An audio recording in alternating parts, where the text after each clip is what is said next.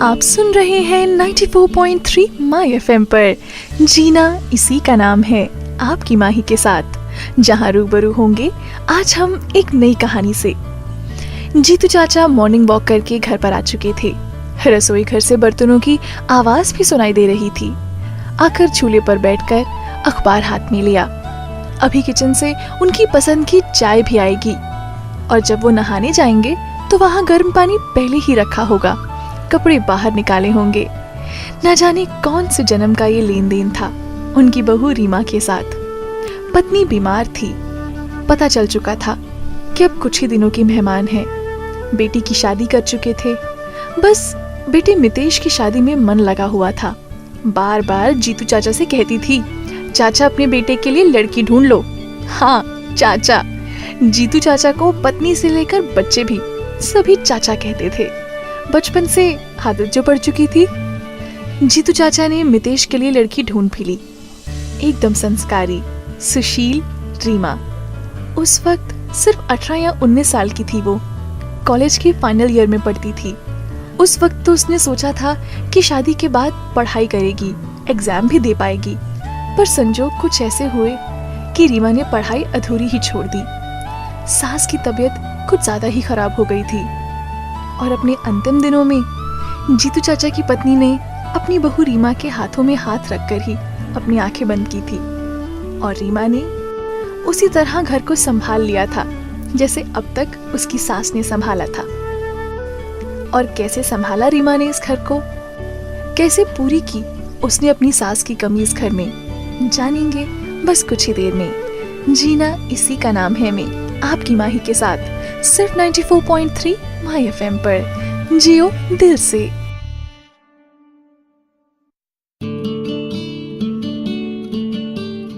आप सुन रहे हैं 94.3 माई एफएम पर। जीना इसी का नाम है, आपकी माही के साथ। अपनी शादीशुदा ननद, जीतू चाचा, पति मितेश और 2 बेटे, इन सब में रीमा ने खुद को बिल्कुल व्यस्त कर लिया था। जीतू चाचा अब ऑफिस कम जाते थे। सुबह मॉर्निंग वॉक से आते, चाय नाश्ता करते, अखबार पढ़ते और फिर तैयार हो जाते। थोड़ी देर टीवी देखते और 12 बजते ही रीमा उन्हें खाना परोस देती। नजदीक के शिवानंद आश्रम में अक्सर वो जाया करते।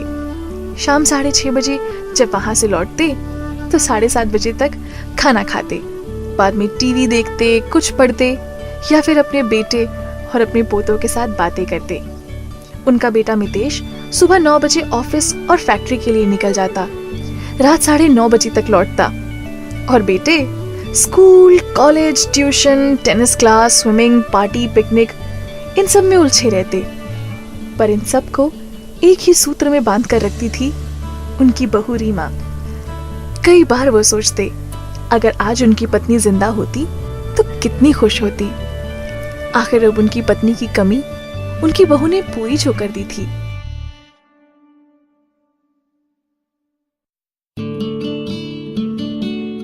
आप सुन रहे हैं 94.3 माई एफएम पर। जीना इसी का नाम है, आपकी माही के साथ। अभी कुछ दिन पहले ही जीतू चाचा की ब्याही बेटी जिज्ञा 1 हफ्ते के लिए यहाँ रहने आई। 1 हफ्ते के लिए यहाँ रहने आई। शादी में जाना था और पापा के साथ रहने का भी मन था। उसने ही रीमा से कहा था कि भाभी आप चिंता मत करना, मैं ही चाचा की चाय बनाऊंगी।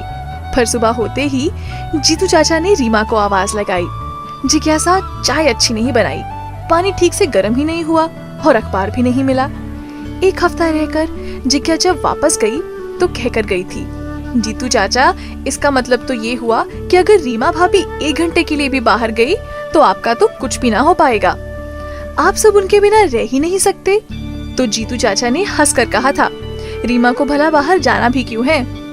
तो जीतू चाचा ने हंसकर जवाब दिया, अरे भला रीमा को बाहर जाना भी क्यों है? भाई वो तो इस घर की लक्ष्मी है, अन्नपूर्णा है। रीमा ने भी हंसते हुए ये बात सुनी थी। रीमा और मितेश के बेटे अब बड़े हो गए थे। बड़ा बेटा कंपनी की तरफ से 2 साल के लिए यूएस जा रहा था, शायद 3 साल भी हो जाएं। अभी उसकी शादी भी करेंगे, ऐसी बातें चल रही थी। उसकी होने वाली पत्नी जिल कॉलेज के फाइनल ईयर में थी। एक्सटर्नल एग्जाम दे सकती है या फिर नेक्स्ट ईयर यूएस में आके भी एग्जाम दे सकती है। ऐसी बातें फाइनल हो रही थी, पर जिल कुछ नहीं बोली, जैसे ये बातें उसके मन की ना हो। रीमा ने जिल की ओर देखा, वो कुछ कहेगी भी या नहीं। रीमा के मन में कुछ चुपता गया।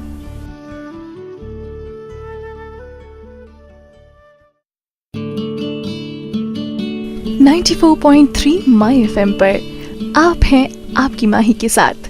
जीना इसी का नाम है मैं। शाम हुई तो रीमा ने रसोई की तैयारी की। जिल पास ही में खड़ी थी, बड़ी समझदार लगती थी। जीतू चाचा तो यहाँ तक कहते थे कि बातचीत, व्यवहार, संस्कार दूसरी रीमा है ये लड़की। रीमा ने जिल की ओर देखा। उसके चेहरे पर कुछ असमंजस के भाव थे जिन्हें रीमा ने पढ़ लिया था। रीमा ने जिल की आंखों में देखा और पूछा, तुम क्या सोच रही हो? तो जिल ने हिचकिचाते हुए कहा, माँ, आपने भी पढ़ाई अधूरी ही छोड़ दी थी ना? कभी अफसोस नहीं हुआ इस बात का? अफसोस जीवन से कट गई हो ऐसा लगता था, खासकर तब जब बच्चे कहते कि मम्मी मैथ्स क्या समझेगी, या फिर मितेश कहता कि बिजनेस की बातें या आंकड़े तुम क्या समझोगी। या कभी टीवी पर बजट पेश होता और रीमा उसे देखती तो पास में खड़े जीतू चाचा कहते, अगर कोई सीरियल देखनी है तो ये लो रिमोट। उस वक्त तो रीमा कुछ ना बोलती, पर मन में कुछ चुभता जरूर था।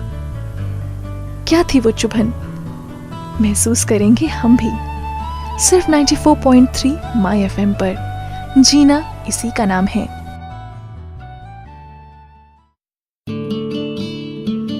.3 माई एफएम पर आप सुन रहे हैं जीना इसी का नाम है, आपकी माही के साथ। जब रीमा की शादी तय हुई तो प्रिंसिपल साहब समझाने आए थे। रीमा वहीं अंदर के कमरे में खड़ी थी, सब सुन रही थी। वो उसके पिताजी से कह रहे थे कि बहुत होशियार लड़की है रीमा, इसे पढ़ाइए। मैं तो कहता हूँ कि कॉलेज उसे स्कॉलरशिप देने के लिए भी तैयार है। ये लड़की तो पीएचडी करने के काबिल है। अगर आपसे ना हो तो लड़के वालों से मैं बात करता हूँ। रीमा का तो दिल ही धड़क उठा था। थोड़ी देर के बाद पापा की मजबूर आवाज सुनाई दी, रीमा अगर पढ़ने के लिए जिद करेगी तो ये शादी का रिश्ता हाथ से चला जाएगा। अच्छा घर है, दहेज भी नहीं मांगा। आप तो जानते हैं मेरी आर्थिक हालत कैसी है। कुछ देर वहां खामोशी छाई रही। प्रिंसिपल साहब अब चुप थे। थोड़ी देर के बाद उठकर चले गए, पर जाते जाते रीमा को देखकर उसके माथे पर हाथ रखा। थोड़ी देर के बाद रीमा के पिताजी भी वहां आए। उनसे आंखें मिलाते ही रीमा ने कहा कि पापा, मैं शादी के लिए तैयार हूं। उस दिन के बाद से इन 25 सालों में कभी भी रीमा ने अपने पापा से अपनी अधूरी पढ़ाई के बारे में कुछ ना कहा, पर फिर भी पापा की आंखों की वो मजबूरी कभी कम ना हुई।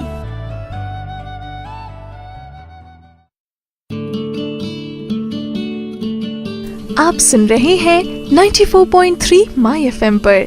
जीना इसी का नाम है, आपकी माही के साथ। ना जाने कैसे उसी वक्त रसोई घर में आए। जीतू चाचा ने रीमा और जिल की ये सारी बातें सुन ली।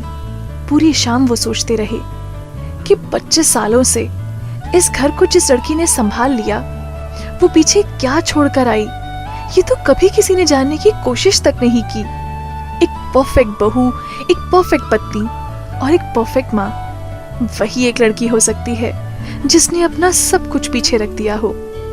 उसके भी सपने हो सकते हैं, इच्छाएं हो सकती हैं, पर क्या कभी किसी ने इन्हें जानने की कोशिश की?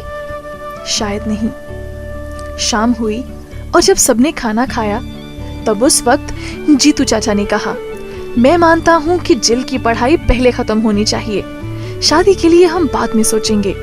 आजकल पढ़ाई का जमाना है, औरतों को पढ़ना चाहिए, घर के बाहर काम भी करना चाहिए। आखिर जमाना बदल गया है भाई। मैं तो कहता हूँ मितेश कि अब तुम भी अपने ऑफिस में एक कैबिन रीमा के लिए बनवाओ। कब तक चाय पानी और खाना पकाने में रहेगी? 2-3 घंटे वहां आएगी तो तुम्हारे लिए भी अच्छा है। क्यों रीमा, जाओगी ना? रीमा ने जीतू चाचा की ओर देखा।